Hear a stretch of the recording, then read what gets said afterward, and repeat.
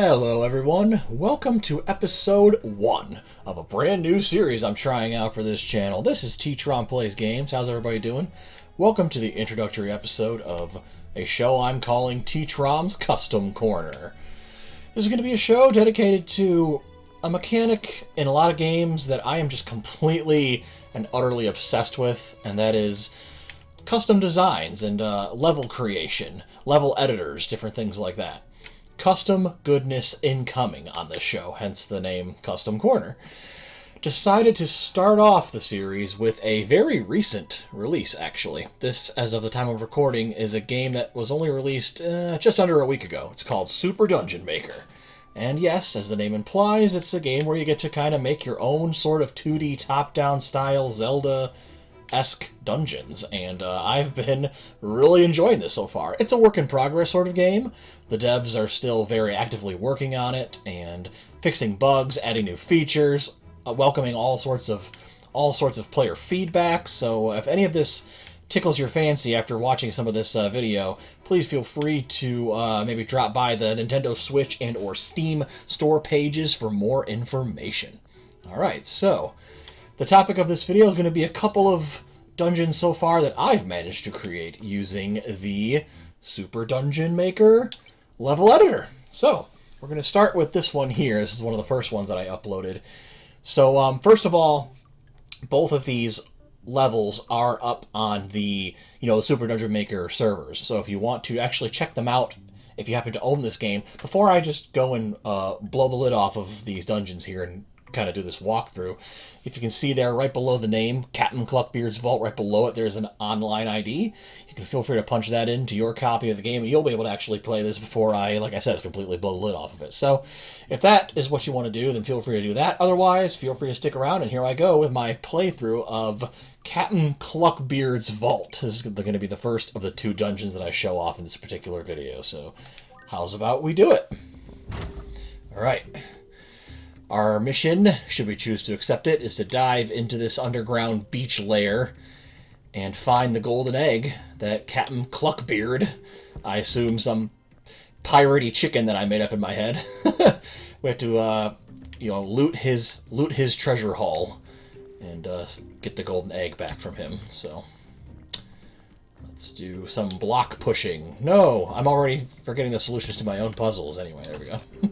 Classic block pushing puzzle, very classic mechanic. And what's this? A cracked wall? Can't do anything about that without explosives, right? Well, let's hit the switch. Treasure chest? Oh no! Classic disappearing treasure chests and things that disappear if you get off of the switch. But all you gotta do is push another block on it, and then boom, there you go. Now we have the bombs. Lay a bomb. Open the passage onward. Boom! Good stuff. Alright. This is a lot less complicated. It's more about just pushing a couple blocks out of the way and then getting rid of these 2 cracked blocks with another well-placed bomb. Smack a few more of these flies out of your way. And you're never going to believe what's going to happen if you press this and then get off. Uh-oh, treasure chest is going to disappear again. Spoilers. This time we'll just push one of these statues over here. And then we'll be able to get our key. Let's go. Good stuff. Alright, so here's one of the biggest rooms that will ultimately lead you to one of the biggest items you'll need is in that chest over there to the left. You will literally not be able to beat the dungeon without it, so you've got to take that key over there to the right and put it in that key chest to the left. So we got some exploring to do because we need to be able to get over there, and we literally cannot, we can't swim or anything, so we can't really swim over that gap and stuff. So we gotta do some more spelunking and figure out how to piece this together. So let's go over here. We got some spikes that go up and down to a certain rhythm. So once you, I thought I could make the bomb reach all the way from there, but apparently my throw was just too weak. All right, there we go. I'm not always the best at dodging these spikes, to be honest. They actually come up and down pretty quickly. That rhythm is a little deceptive, so I personally have to get the timing down better. So feel free to take my heeds of warning there and make sure that you time those pretty darn accurately. These are like, you know, every time I see these enemies, I kind of want to say piranha plants, but they're obviously not piranha plants, but got to be careful. They actually throw their pitchforks at you, so they take 3 swipes with the sword to put down, and yeah, they'll get in your face with their pitchforks, like I'm saying. So you maybe want to even like keep a distance like that. Throw pots and stuff at them. I guess I could try to throw my bombs at them too, but I've already proven that I'm not the best at tossing those around, so maybe I'll just brute force it. All right. So a bonus is that you can just push that block, and then you won't have to go all the way around the perimeter of the room. But why would you want to leave the room first without collecting your prize? Yay, another key. So now we have 2 keys. If we head back to the main room, we will quickly realize what those are for. You can't progress much further north without deactivating both of these key blocks. 1, 2. Bada bing, bada boom. There we go. Unlocked, and we can proceed. All right.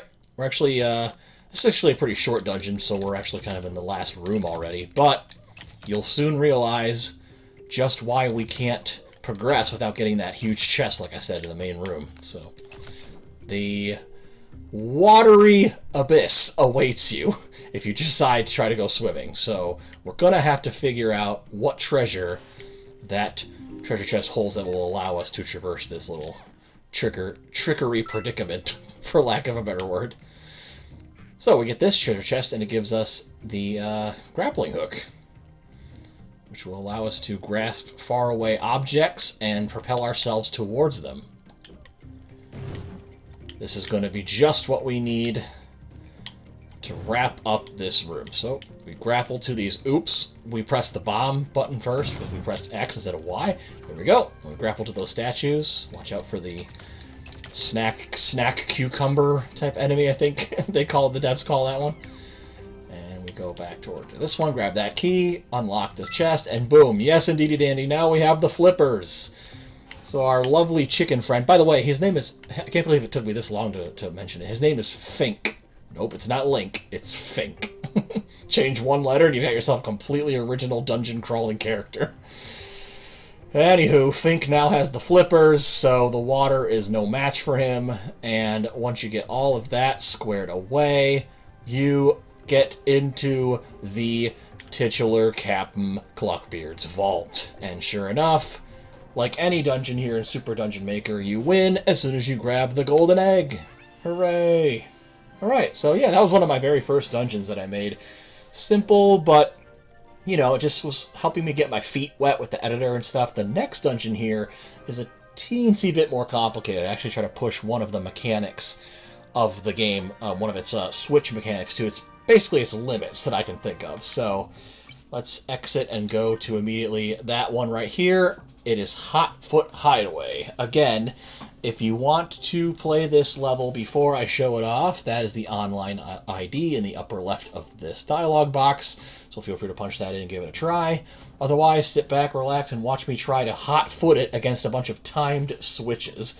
This was me taking the timed switch mechanic that is in this game and trying to just, like I said, push it to its absolute limits. So let's take a look-see.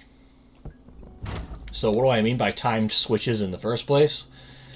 Well, there was actually one I just used right at the end of the Cluckbeard's Vault dungeon, where you pull on it. It's attached to the wall, and you pull on it, and then as long as it's pulled out, the effect remains, you know, in effect, essentially. So you see those blocks over there near these bushes? They will disappear as soon as I grab on, and then in order to keep them disappeared for however temporary it might be, you just pull the switch back and then let it go.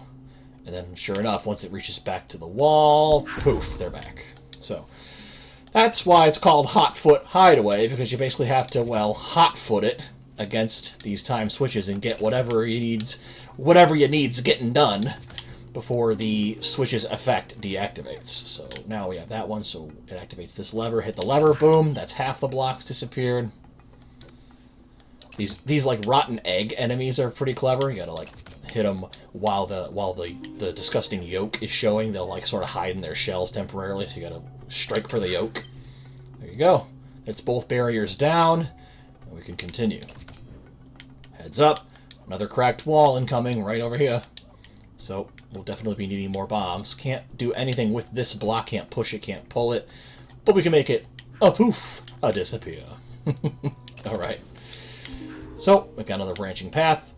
Let's go to the left. I'm a sucker at going to the left when it comes to labyrinth-type design and whatnot, so usually I go to the left first. If you want to make a dungeon in this game and you want to troll me to high heaven, then go ahead and make it where, like, going left always, like, trolls you or something, because I'll fall for it pretty much every time. I really didn't time that well, so I'm going to have to reset this just to give myself more time. Because as you can see, this is what's making the treasure chest stay put, so, screw it. I'm just going to brute force my way through those spikes. I'm really bad at it. Have I mentioned that I'm bad at dodging the spikes in this game? Anyway. New item that I haven't shown off yet. This is the feather item. If you played, like, Legend of Zelda, Oracle of Ages and Seasons, this might have even been in Link's Awakening, I can't remember for sure. It's basically like a combination of a dodge roll mechanic and the Roc's Feather from those games. It allows you to jump gaps and also be acrobatic and sort of dodge out of the way of enemies. You can clear at least a couple of tiles worth of distance, so it's actually pretty awesome in terms of the distance you can cover. Man, I'm just getting hit by all my traps. I'm just brute forcing all my traps. Normally you would try to, you know, play a little bit more methodically than me right now, but what are you gonna do? Alright, so that is our second of the 2 branching paths conquered, and that gave us bombs again. So now we should be able to solve the previous room's cracked wall conundrum. And see, right here, there's literally no way to do anything about this block, like I said, besides make it disappear. But we can only reach the switch from down below unless we... This is where the feather comes in. Whoop! You can just jump / dodge roll right over 1 and 2 tile gaps, like literally no problem. I don't even know why I pulled that switch, because it's not necessary. And yep, just explode that wall. And we're about to head to the basement. So let's just get this stuff out of our way. Dodge roll over a couple more puddles. And we are in the basement. Okay, so this is where hot footing really comes into play. I did not leave very much room for error on these switches, so you're going to have to haul chicken butt, as it were. Alright, so this gets rid of blocks over there all the way to the far left, and then you got to just dodge roll 3 consecutive times, 4 even, and then get over here before the blocks come back. So, you can hide over here. The bomb blast won't get you. Just barely, but it won't get you. I recommend taking a moment to actually deactivate these bomb blocks first, because you're going to need to, once again, hot-foot it. So anything in your way is just going to slow you down. So get rid of it while you can, while you're not, like, on the timer, you know what I'm saying?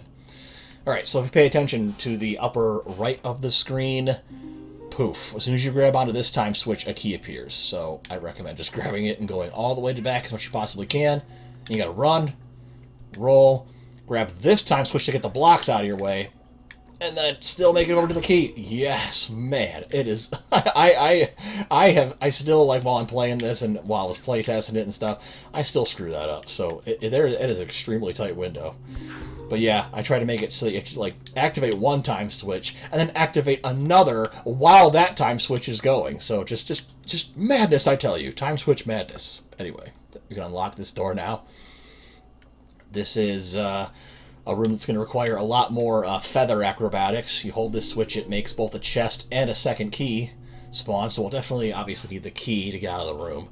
And then we'll need to also get the treasure that's in the chest in order to make more progress in a little bit. Oops, ha ha ha. My, what did I call it? Feather acrobatics failed me. So, try again. Much better. Yeah, see, I can play this game, kinda. Alright, so now we got that key. That's half of the room down. Now we just do this part. Grab the grappling hook. Yes, it's back. Awesome. And here we go. So, this is an extremely tight one, but it doesn't have to be that long. All you gotta do is make this lever switch appear, and then, boom, hit it with your grapple hook. There you go. Makes a statue appear. Let's... Oh, it's actually just out of reach there. Sometimes I underestimate just how... Or overestimate, I guess, how long the grapple can actually reach. Alright, hold on to this until the fire rod's out of the way. Screw it up, because you're TTrom and you don't know how to platform properly. Oh, man. Let's try that again. Sloppiness. It's the TTrom brand. What can I say? Boom, there we go. That makes another statue appear beyond these blocks, but we obviously can't grapple to it yet. But one more time switch use will take care of that. Awesome. Okay. Since we're a little low on health, we can try to get some in these pots. Hooray. And now, let's head up to the final room. Well, actually, I got ahead of myself. This is the room before the final room. Dun, dun, dun. Alright, first we gotta get rid of this bomb block barrier. There we go. Like I said, get stuff out of the way before you are on the timer. There's a portal door, I think it's called. Something, I forget the actual term that they use. But there's that. This is a switch that will get rid of that. As long as you can. There we go. I was actually like stalling for time because I kept forgetting what button my dodge roll is for a second. Come on, man. I'm like blanking in the middle of my playthrough. There we go. All right. What's cool about the grapple? It can also stun your enemies. So these are those annoying piranha plant-esque that can throw pitchforks at you, but not if they're dazed after you hit them with your grappling hook. Haha. All right. Take a moment to get rid of those blocks. And our final trial of the dungeon begins. So, you can pull this one a pretty decent amount, just to be able to get over to this statue. Pow! Alright. This is going to be a real short time, but again, not entirely that big of a deal. So we can grapple over to this one. And then roll, or roll splash, whichever tickles your fancy, You needed a couple more sloppy platforming before the video was over, Par for the course. Alright, one more statue over there. Got it. Alright, we are just about done. A couple more pitchforks to the face for good measure. One more timed switch. It's reveals another lever. So go over here, hit it, boom. Treasure chest. One locked door means one key. And sure enough, use that key on the lock, and waha! We have there's a yaha, there it is, the yaha sound effect. Anyway, that's I guess my battle cry of victory. And that's the end of this second dungeon. So yeah, thanks everybody for tuning in to this goofy little video that I'm going to be calling like I said, my very first episode here of TTrom's Custom Corner. Games with level editors and custom creation things, Super Dungeon Maker, Mario Maker 2, Game Builder Garage, Mega Man Maker, you name it, I'm probably obsessed with it. Either A, I'm obsessed with it already, or B, I would love for you to bring it to my attention so that I know about more of those kinds of games and different things like that I can feature on a show like this. So definitely feel free to give me any feedback and say, hey, have you tried, level editing with this program or this game or whatever, do you want me to go into even more detail with how I actually make some of these things? Like, do you want to see some of the mechanics that actually went into building those dungeons? And I'll probably be revisiting this game as well as plenty of other custom designing games as this new show evolves.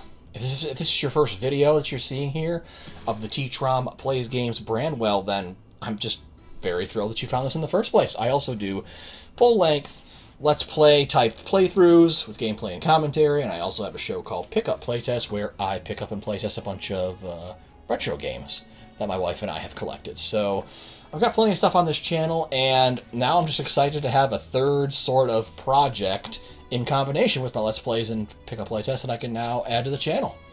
This is something that I've been, just this concept of, like I said, level editing is something I've been obsessed with for a long time, and I felt like I could make a cool, sort of supplementary series on YouTube all about it. So definitely expect to see more Super Dungeon Maker and plenty of other custom content games on this channel and on this show going forward. Like I said, the possibilities are endless. There's Super Mario Maker, there's Mega Man Maker, there's stuff I heard about that maybe will allow me to make Sonic levels or Crash Bandicoot levels, Rayman levels, like a Rayman redesigner. Just there's so much stuff out there. I can't wait to delve in. Like I said, feel free to leave me feedback on what you thought and maybe any suggestions for the future. All that good stuff. But for now, I'm going to sign off episode 1 of this brand new show. Been looking forward to finally getting this up and off the ground, and I'm excited to see what y'all think. So, until the next upload here on the TTrom Plays Games YouTube channel, I have been your host, TTrom. Thanks everybody for watching. Take care of yourselves, stay safe, and have an absolutely fantastic rest of your day.